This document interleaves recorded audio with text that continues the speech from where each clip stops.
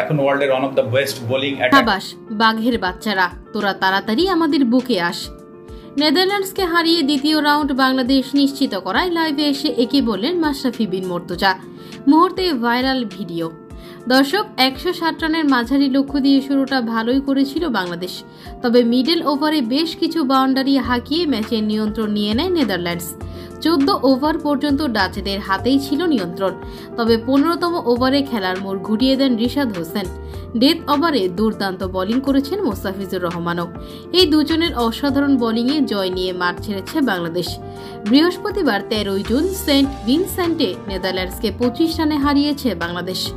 160 রানের লক্ষ্যে ব্যাট করতে নেমে নির্ধারিত 20 ওভার শেষে 8 উইকেট হারিয়ে 134 রান করেছে ডাচরা।